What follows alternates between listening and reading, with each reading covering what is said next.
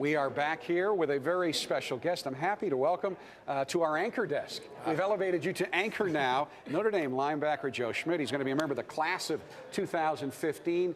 Your story pretty well known, quote-unquote walk-on, but he's not your normal walk-on. He was preferred to begin with, and now you've earned a scholarship. And I met your dad, Blue Gold Weekend. Oh, yeah. I love this story, and I love to start with it. But take us through how you told your dad that you had a full-ride Notre Dame scholarship. Well, actually, it was a really early morning this past June. We had just gotten back for summer workouts, and Coach Kelly called a really early morning meeting on a Friday. And I told my dad the night before, hey, you might be getting a good call from me about 5:30. Just if you do, answer it. I didn't tell him anything else. So I actually went to the meeting, and about 20 minutes before the meeting, Chad Klunder, our operations guy, comes up to me and says, "Hey Joe, Coach Kelly wants you in his office." So I said, it's going to be really good or really bad. And so I went up to Coach Kelly's office, and sure enough, it was, hey Joe, you've done a great job. You've earned a scholarship. So I went in, had a great. He sold the whole team, which was really cool. But the coolest part was going and telling my dad. So I went right out of that meeting. I called him, and he's asleep still. And he pulls off his, he answers the phone. He pulls off this Darth Vader breathing sleep apnea mask and says, he goes, hello. I'm like, hey Dad, it's Joe. He's like, what are you doing calling me? And I'm like, well Dad, how would you like to save $250,000 over the next, 3 or 4 years? He said, that's great, Joe. How are we going to do that? It's kind of frustrated. He's awake. I was like, well, they got these things called scholarships. And so he starts crying. My mom starts crying. It was a pretty cool experience. What was the reaction of your teammates when they found out? It was actually awesome. I got a hug from, I think, about 100 guys that day. And how everybody kind of just was so encouraging and just, loving. It was a great brother atmosphere. So.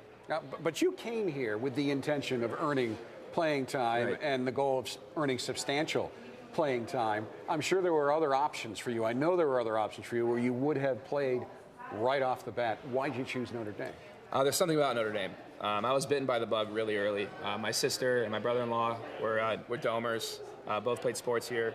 And I fell in love with the university really early. Me and my dad used to watch football games together on Saturdays, and we'd have the roster in front of us, and we knew the stories of the guys, and it was just something that we really appreciated. And then once I came here and I saw the people, it was a really special thing, and I could understand that there's something about the Notre Dame community. There's something about the Notre Dame person that's just a cut above everyone, in terms of giving back and the service and things like that. So that's what really attracted me to Notre Dame.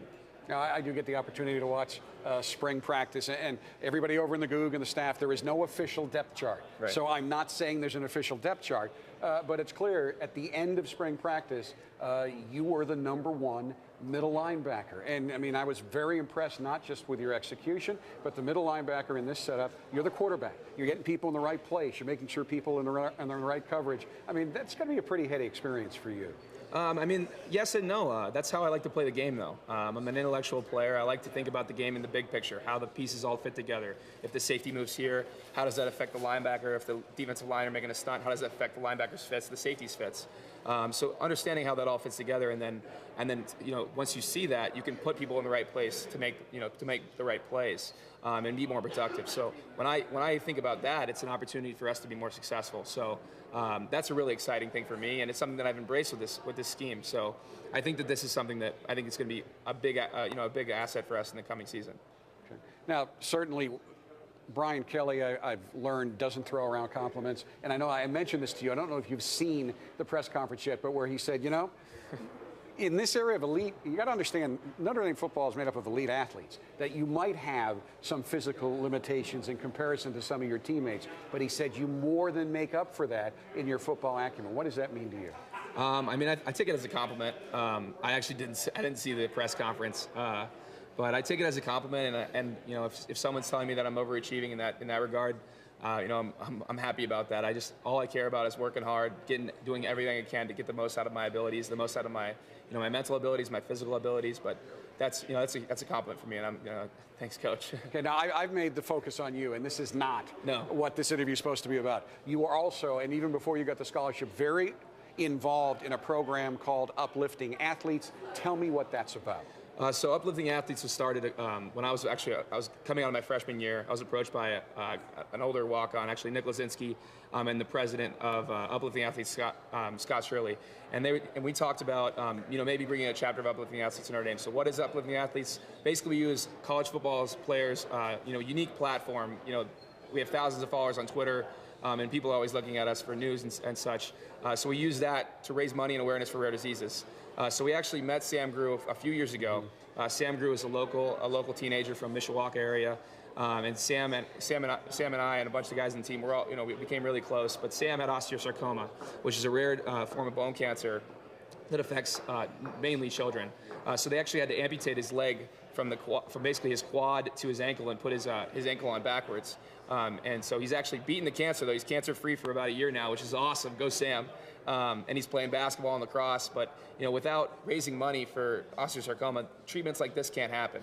So we're really dedicated to having events like we're having a bowling event this Saturday for Uplifting Athletes at Strikes and Spares in Mishawaka, or in South Bend rather, sorry.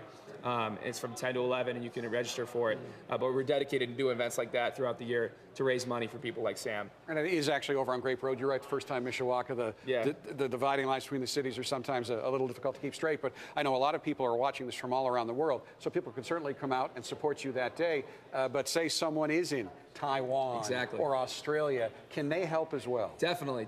By going to upliftingathletes.org and going to our Notre Dame team site, there's actually a link also on my Twitter, Joe Schmidt IV. You can see that there's a link to our actual event website, but you can donate to our chapter, or you can donate to just the Uplifting Athletes cause in general.